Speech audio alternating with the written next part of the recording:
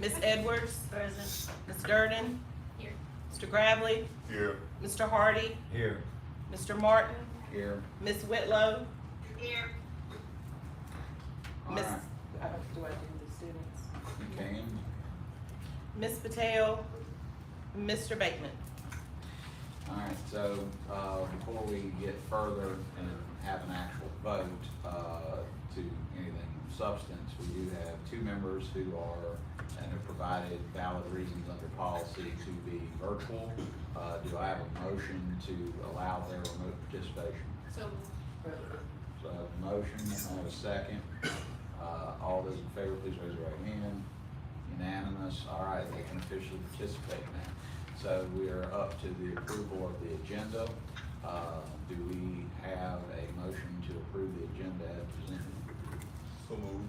Motion by Mr. Gravely, do I second? I second the motion. Second by Mr. Hardy. All those in favor, please raise your right hand. And virtually, are they good?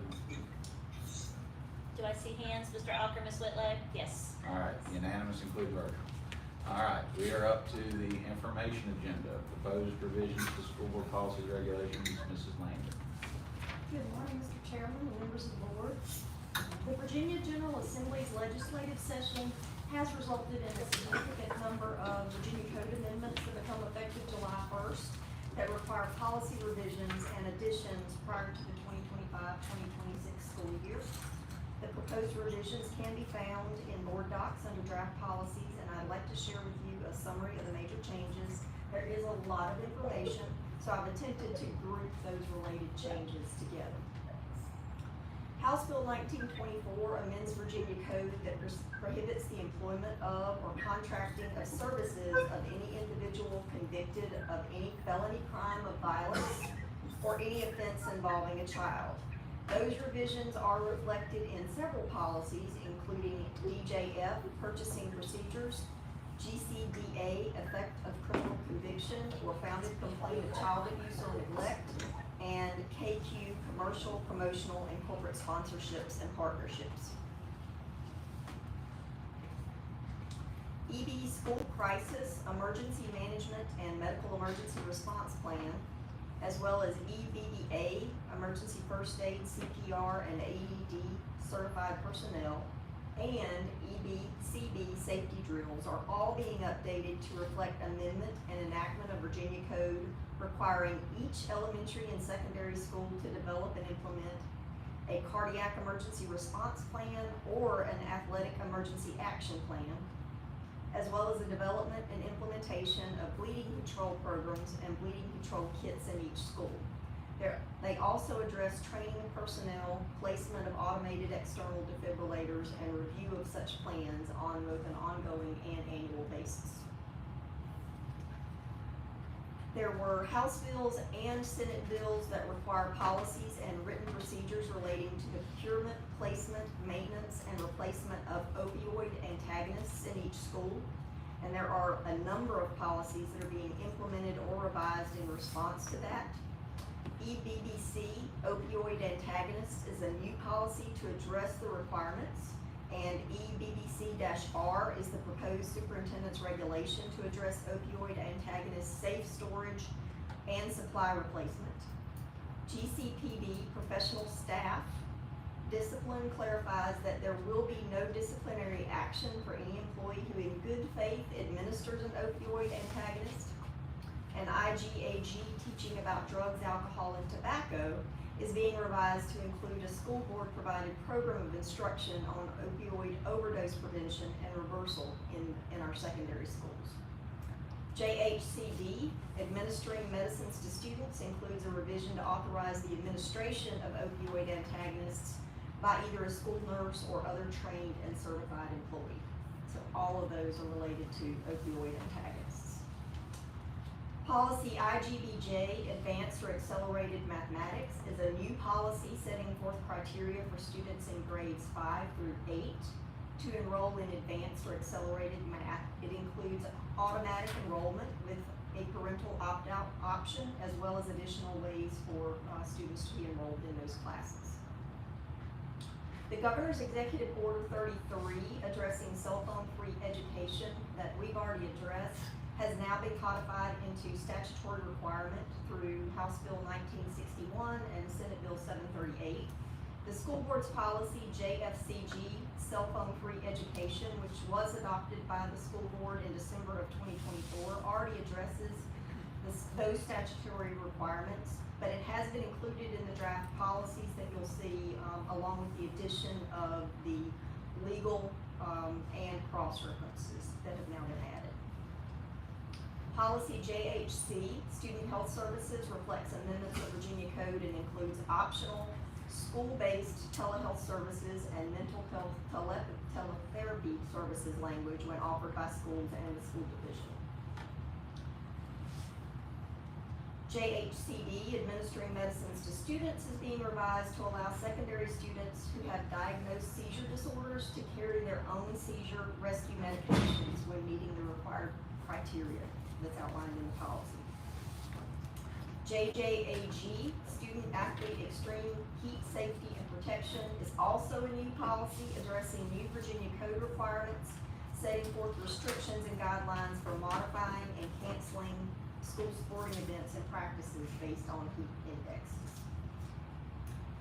And KGD, notification of school-connected student overdose, is a new policy addressing parental notification by the school principal of either confirmed or suspected student overdose.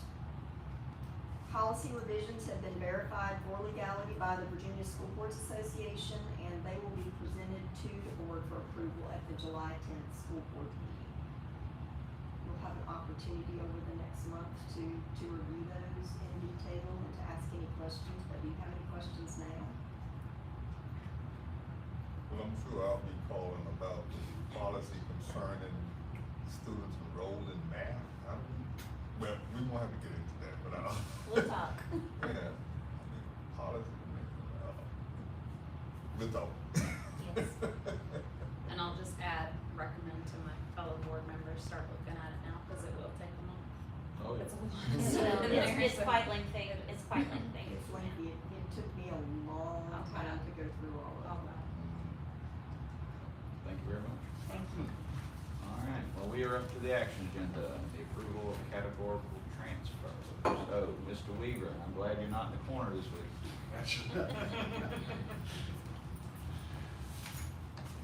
Good morning, Mr. Chairman and members of the board. A transfer from the instruction category and a transfer from the administration, attendance, and health category to the maintenance category of $1,350,000 is being requested. These funds would be used to install air conditioning in the gym at Axton Elementary School, upgrade parking lot lighting at the secondary schools, and upgrade outdoor lighting and classroom lighting at various elementary schools.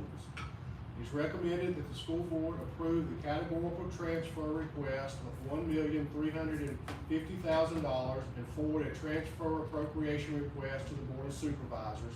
This would include a transfer of $1,200,000 from the instruction category to the maintenance category, and a transfer of $150,000 from the administration, attendance, and health category to the maintenance category. Does anyone have any questions? All right, if there is no question, you got some, Mr. Evans? Well, just a comment. Sure. I just wanna make sure that, I'm clear. So we're transferring money out of our instruction to our maintenance because we don't have a maintenance budget, correct? For the most- Facilities budget. Yeah, facilities, maintenance, yeah, cause money wasn't, okay. Just wanna make sure I'm clear on that. And since we're not lump sum, we gotta ask for Yeah. the move. Right, okay, Yeah. okay. No concern about time frame of achieving such? I guess we'll get into it specifically after this. Yeah, I know. Yes, the next items do speak specifically to those projects. Correct. Okay. Any further discussion, or do I have a motion? Mr. Chairman, I move to approve the capital transfer FY25 money as presented. All right, do I have a second? Mr. Chairman, I second the motion. All right, well, just barely got beat there, Mr. Gavin. So I have a motion and second. All those in favor, please raise your right hand. Virtual. Were those hands raised? Yes, there's Ms. Whitlow, Mr. Alker? Yes. All All right, unanimous, thank you very much. Now we're up to approval to award contract for installing air conditioning in the gym at Exton. I will continue with my question from before, but I will note that, I also meant from the timing of, our friends across, upstairs or downstairs, depending on your perspective, letting you have such time, but go with your presentation, Mr. Scott. Thank you, Mr. Chairman, members of the board. I guess you know why I'm up here now. Yes. Since you just approved that piece, but, what was recognized also from our facilities condition assessment, Axton Elementary is our only school without air conditioning in the gym. Currently, there are heating and ventilation units hanging in there, but it does not allow for comfortable conditions for students, staff, or parents during any kind of programs or events that may be held in there. Half-Tech, subnamed ACES, from Roanoke, Virginia, has provided a proposal for installation of new air conditioning units to serve this area using the TIPS contract number 25010-401 in the amount of $505,000. It's recommended that the contract be awarded to Half-Tech from Roanoke, Virginia, in the amount of $505,000 for this work. Question, discussion? So after this, all our schools will have air conditioning in the gym. All K through 12 schools, air conditioning gym. The only area that you want to consider the gym is now our meeting space at Career Academy. Right, But yeah. that would be the only thing left. Yes. That's good. And also, I would like to mention, back when I started in '76, I don't think we had any air conditioning in the entire school. We might had it in the offices and the guidance office. But I think this is wonderful that we are beginning to get air throughout the school. Therefore, I move that we approved a contract for installing air conditioning for the gym of Axton Elementary. Second. All right, we got that motion, we got that second. All those in favor, please raise your right hand. Yes, all right, we are unanimous, and my only joke, on that, Mr. Hardy, was I'm old enough as a student here, I recall us closing for it's too hot and no air conditioning. But, next up, approval to award contract for lighting upgrades to various schools. Yes, sir. Following part of our safe and supportive learning environment strategic plan, upgrading lighting throughout our division provides a safe and inviting environment, which will also help reduce energy costs. The Triangle Electric from Ridgeway, Virginia, which currently holds a contract with our division, provided a total proposal of $850,000 for the following upgrades: parking lot lighting updates for all 4 secondary schools, which would include new poles and new fixtures, with LED fixtures on that. Outdoor lighting updates for Axton, Campbell Court, Mount Olivet, and Rich Acres. And then also some classroom updates, changing those over to LED in Rich Acres, Stanleytown, and Mount Olivet. So it's recommended that the contract be awarded to Triangle Electric from Ridgeway, Virginia, in the amount of $850,000 for lighting upgrades as listed. Questions, discussion? Question on the schools. I'm sure you did some type of assessment to determine which schools will get the upgrades. How did Drury Mason fare in that? The lighting in particular. Right, so a couple ways that we look at this. One is, are we having a lot of problems with ballasts that burn out throughout the year from bulbs, and the cost of bulbs versus the old T12s, T8s, T5s, all the updates that go along. So that comes along as well. Plus, we just finished those major renovations at Rich Acres and Stanleytown. So if we get the lighting done, we can walk away from those facilities and start working on our next year. And so that's kind of how we assess that. Drury Mason, not near as many problems. We've done the outdoor lighting already there, so now it's just classroom lighting.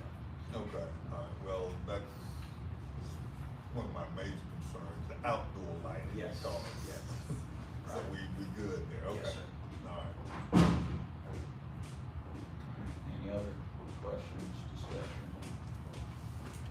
I'll ask about a timeline, it's a lot. Yeah. It is a lot. It's like the good part about things with the parking lot lightings and outdoor lighting, they can do that work while our students are in school, so it doesn't have to be done. And then we will balance the classroom lighting in between breaks. Any other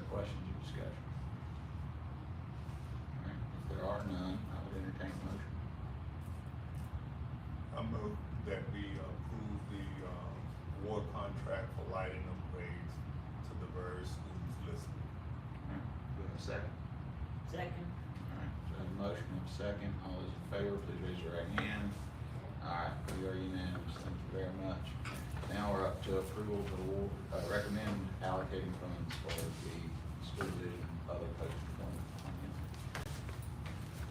We bring back Mr. Weaver. Good morning again. Henry County Public Schools has allocated funds since 2009 for an OPEB plan for the school division. The required liability for this plan is $4,179,575. Contributions to this plan varied in amount between 2009 and 2013, and there were no contributions made in 2010, 2013 through 2018, and 2020 through 2022. Contributions to this plan resumed in fiscal year '23. It has been determined that our contribution to the OPEB trust fund should be continued to avoid liability. It's recommended that an amount not to exceed $350,000 be allocated to the Henry County School Division OPEB plan. And that will be allocated from FY '25 year-end funds, pending those funds availability.